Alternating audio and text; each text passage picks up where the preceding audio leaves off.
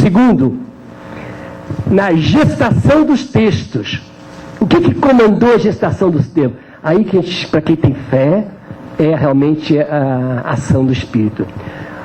João 23 é um Papa muito sagaz, muito inteligente, muito humano, que realmente tinha uma sensibilidade impressionante do que acontecia. Então as pessoas esperavam que iria fazer uma coisa muito conservadora, esperavam, mas se iludiram, e muito. Por que esperavam? Porque o sínodo, ele fez um sínodo em Roma, mas aí ele respeitou os padres, e os padres de Roma era aquilo mesmo, que você podia imaginar. Uma coisa espantosa, né? Então saiu um sínodo muito conservador, e o concílio vai sair assim. Mas uma coisa é o Papa como bispo de uma diocese, etc. Outra coisa é o Papa quando ele pensava a Igreja Universal. Parece que o Espírito Santo, quando entra na cabeça de um Papa, muda um pouquinho os seus neurônios. Então, seus neurônios ficam assim, agora nós temos que pensar mais amplamente, porque eu sou só bispo de Roma, sou bispo de Roma com um serviço universal. Ele é bispo de uma cidade, sim, de Roma, só. Mas, porque o arcebispo aqui é Dom Valmor, né? Bento XVI não, é Dom Valmor. Mas, ele tem um serviço, e ajuda, e nos serve, e favorece, está aí para ajudar os outros bispos a serem bispos, mas não para ser lugar, não substitui bispo nenhum. Mas tem uma responsabilidade universal. E isso fez que ele pensasse o concílio nesse nível. E preparou um discurso realmente que foi algo tão inaudito que virou inaudito. Ele escreveu, isso contou o secretário particular dele para nós no Pio Brasileiro, ele escreveu o texto, colocou sobre o altar e passou rezando à noite. No dia seguinte ia fazer esse discurso, pedindo que o Espírito Santo iluminasse para ver se aquilo mesmo que ele escreveu ele devia ler ou não. Parece que o Espírito Santo entrou em ação. Ele estava de férias, mas entrou. E aí ele resolveu fazer aquele discurso. E aí ele propôs 4 critérios para a gestação dos textos. São esses critérios que vão derrubar aqueles 71 documentos. Ele diz que esse concílio precisa ser pastoral, ecumênico, depois usou uma palavra italiana que ele gostava muito, aggiornamento, atualização, aggiornamento, né? Esse italiano gosta de aggiornamento, como diz o Delmar, pronuncia muito bonito, e diálogo 4. Quando ele colocou esses 4 princípios para a gestação, foram esses 4 princípios que começaram a mudar radicalmente o Vaticano II. Aí deixou de ser Vaticano I, começou a ser Vaticano II. Até a entrada era Vaticano I prolongado. Por isso conta uma piadazinha, para vocês se distraírem um pouquinho. Havia um cardeal muito conservador que está no céu também, não vai ficar triste que eu conto para isso, porque era público lá naquela época. Era o cardeal Siri. E ele usou para o chofer dele, vamos para o concílio. Aí, de repente começou a ver as placas, Trento, Trento, Trento. Ele disse, vamos para o concílio? Sim, o senhor disse para o concílio, Trento, Trento, Trento.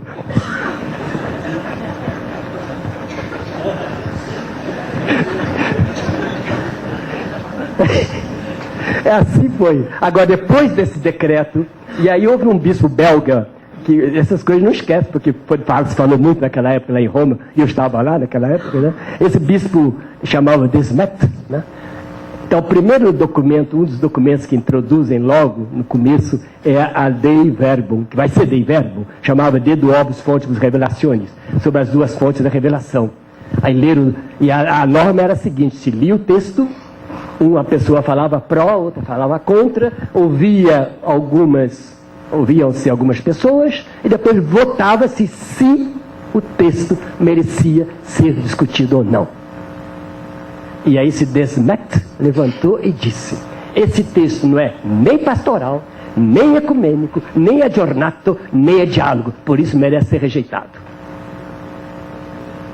Com os 4 termos típicos de João 23. Foi aí que começou a revolução interna do Vaticano II. Mesma coisa agora para o cenário da nossa igreja, em Belo Horizonte, no Brasil, na América Latina. A grande pergunta é essa, será que esses 4 elementos são decisivos para a gestão, para a gestação, para a vida da nossa igreja? Pastoral quer dizer o quê? Quer dizer, eu gosto muito da definição do Clodovis Boff, né? Pastoral é o agir da igreja dentro dela e na sua relação com o mundo. A igreja está em ação, portanto a sua praxis. E para agir, a igreja precisa da fé iluminada. A fé ilumina o agir. E esse agir olha a vida interna, sacramento, crisma, matrimônio, eucaristia, essa é a vida interna. Mas também as mulheres marginalizadas, todas as pastorais. Outro dia, por uma curiosidade, eu baixei as pastorais da CNBB e fiquei profundamente tocado, no sentido positivo, a quantidade de pastorais que a Igreja do Brasil tem. Não sei se 20, 30, 40, coisa assim, impressionante. Coisas lindas. É isso que é realmente pastoral. Então, será que realmente nós estamos vivendo essa dimensão de igreja? E também que a teologia nossa, aí vem para nós botar as carapuças, será que aquilo que nós escrevemos, falamos nas homilias para nós padres, para os senhores bispos, ajuda o cristão a viver sua vida de fé? Ajuda? É pastoral. Não ajuda? Não é pastoral. Segundo, ecumênico. Tenho aqui um colega meu que nós escrevemos livros, posso fazer propaganda de livro, não por mim, por causa dele. Nós escrevemos juntos, um protestante, Carlos Cunha e eu, escrevemos um livro juntos, né? Uma alegria enorme para mim poder trabalhar a linguagem de Jesus, né? Um católico e um evangélico escrevendo juntos. Quer dizer, esse esforço e uma coisa boa para que nós estamos vivendo com a graça de Deus na FAGE, é que nós temos vários evangélicos que vêm fazer mestrado e doutorado conosco. Quer dizer, há uma possibilidade muito grande de ecumenismo. Então a grande pergunta é essa: será que nós somos desse lado, o ecumênico? Porque aqueles que entravam com aquele lado da tradição era pouco ecumênico. Por quê? Não por maldade, porque ainda não havia uma cabeça para pensar o ecumenismo. Porque a primeira grande reunião de nossas ideias não havia nenhum católico. E predominava a famosa teologia do retorno, que tem uma lógica. E era a seguinte: vocês saíram, que voltem. Isso é uma teologia do retorno. Lutero saiu, volte. Calvino saiu, volte. Nós não vamos por você tem que voltar, ué. É o filho pródigo que tem que voltar. É um pouco a parábola do filho pródigo. O pai somos nós, chorando de saudades, mas esperando que o filho volte. Pode ser que ele volte até bêbadozinho, mas volta. Nós esperávamos isso. E não ir para um encontro, para um diálogo. E João 23 já tinha começado essa saída quando ele criou o secretariado para o ecumênico e colocou na presidência um teólogo, que era grande teólogo e biblista, o cardeal Beia. Foi um grande passo ecumênico. Então o Vaticano II vai ser ecumênico, e nós seremos ecumênicos se nós vivemos o Espírito do Vaticano II. Aggiornamento, isso é a atualização, quer dizer, responder os problemas de hoje. Hoje é pós-modernidade. Agora veio um aluno daqui, um professor aqui da universidade, da PUC, né, querendo fazer um pós-doc. Agora é bonito, pós-doc está uma importância enorme, ainda mais quando é em Paris, é maravilhoso. Pós-doc em quê?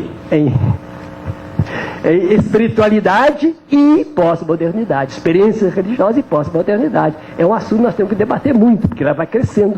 E a tendência é crescer cada vez mais. Para bem e para mal, que ela tem coisas lindas, mas tem coisas muito complicadas, para dizer assim. E a última é o diálogo. Diálogos, a palavra que vai através. Então, terceiro, isso foi na gestação. Agora, se eu tenho um texto já fabricado, estou com o livro aqui na mão. Eu sei que muitos de vocês nunca vão poder ler todo o Concílio Vaticano II. É grande, já é um texto já de 50 anos. Aí vocês começam a ler de noite, começam a dormir. Então, pouca gente vai ler. Então, o que eu aconselharia? Pelo menos que lessem 3 documentos. E a partir desses 3 documentos eu vou dar a chave de leitura dos outros. É uma vontade de um tripé. É sempre a minha devoção, Santíssima Trindade, Pai, Filho e Espírito Santo. São 3, então. Eu coloco aqui na primeira ponta, como fosse o Pai, a Dei Verbum. Põe como fosse o Filho, a Lumen Gentium. E dou para o Espírito Santo cuidar do mundo, a Gaudium et Spes.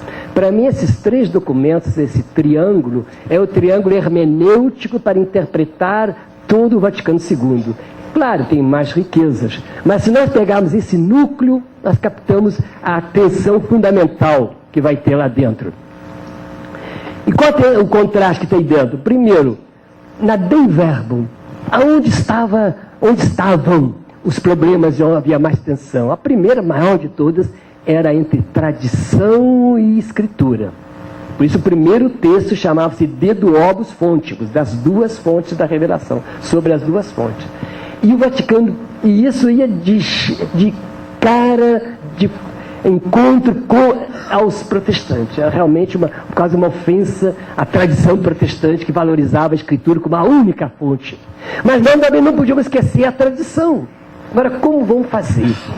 Parece que esse texto vai ter a Escritura mineiro, porque ele diz que são duas e é uma só. Ele consegue dizer as duas coisas simultaneamente. O professor de revelação está rindo. Mas é isso mesmo, né? Não sei se você concorda.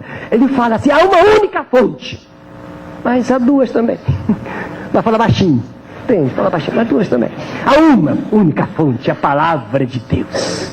Agora, a palavra de Deus, ela é também lida, e é através de uma tradição, isso é que deve ser venerada, como a igreja sempre venerou. Aí fala bem. Então, os católicos ficaram contentes porque sempre venerou. E os protestantes ficaram contentes porque é uma fonte só. Aí os dois saíram de braços dados do concílio. Então, enquanto o grupo oposto queria afirmar a duobus fontibus, duas fontes diferentes. Por quê?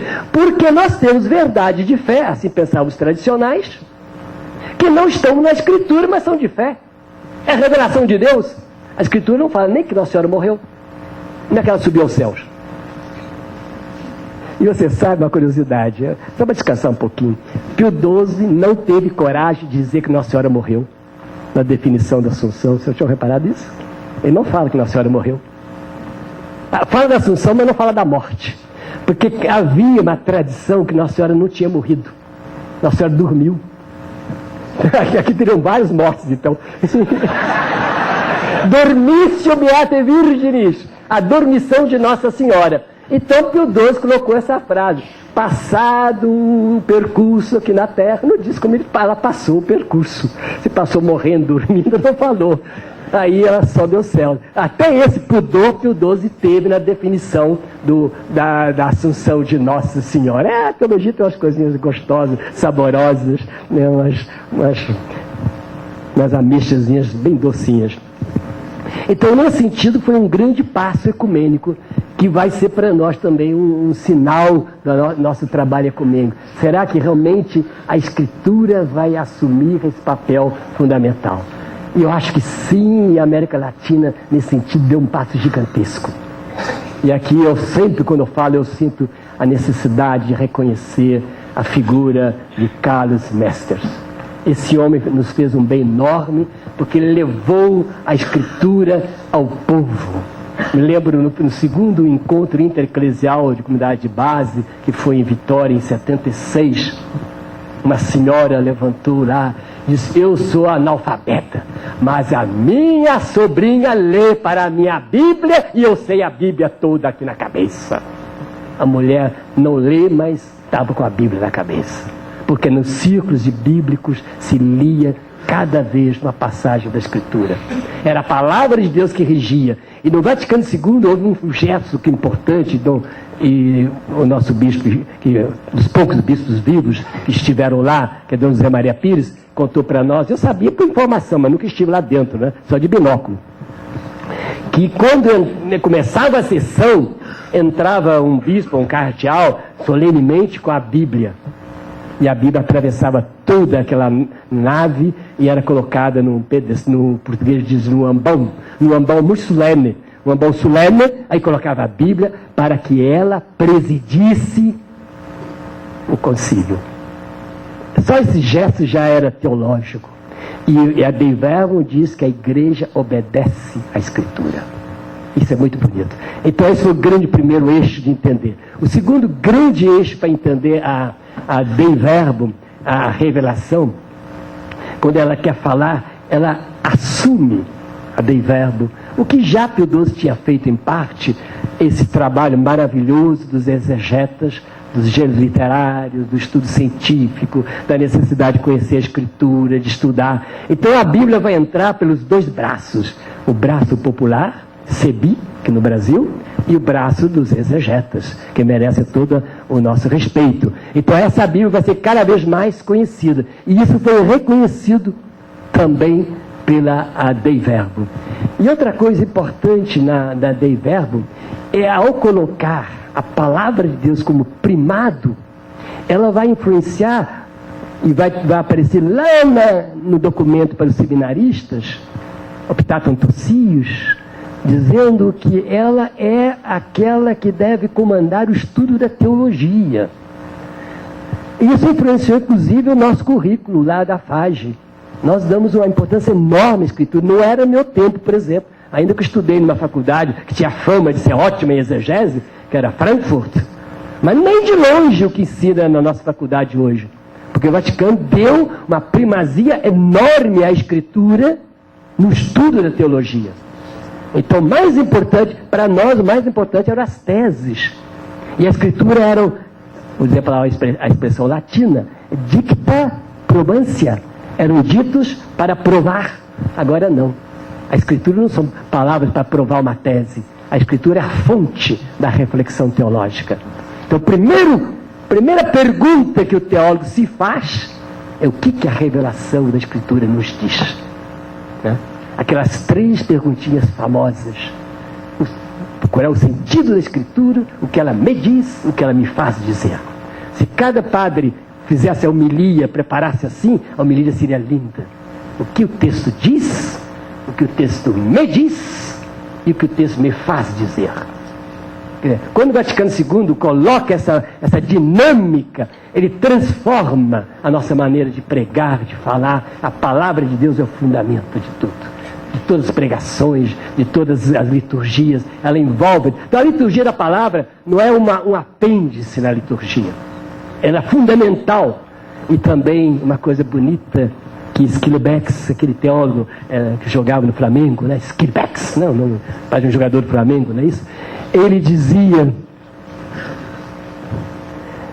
que a presença de Jesus só pode ser real ou fictícia. É uma coisa forte, hein? Como eu sou patriarca, posso dizer, né, senhor bispo? Posso. Mas é verdade, é teológico, correto, eu acho. Ele diz a presença de Jesus ou é fictícia, imaginária ou real.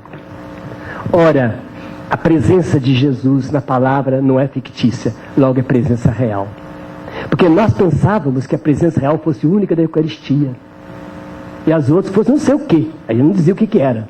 Se não é real, o que é? É irreal, diria a gramática.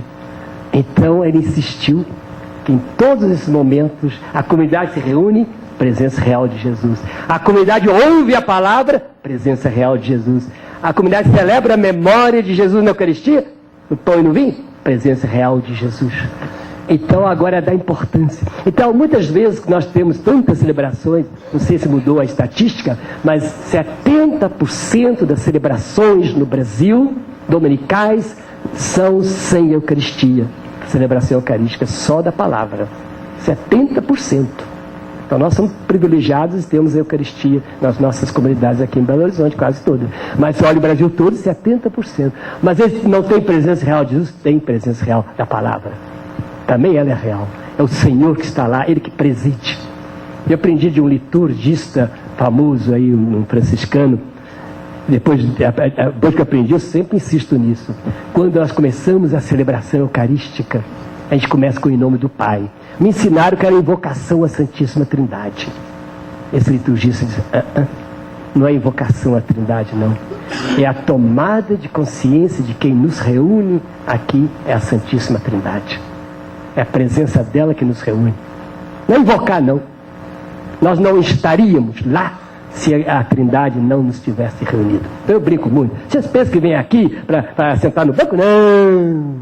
Vocês vêm aqui porque a Trindade tocou o coração de vocês, arrancou vocês de suas casas, arrancou até do futebol, desligaram a televisão, deixaram o Faustão gritando sozinho e vieram aqui ouvir. Por quê? Porque a força da Trindade reuniu. Então essa presença real da palavra é também Dei Verbo.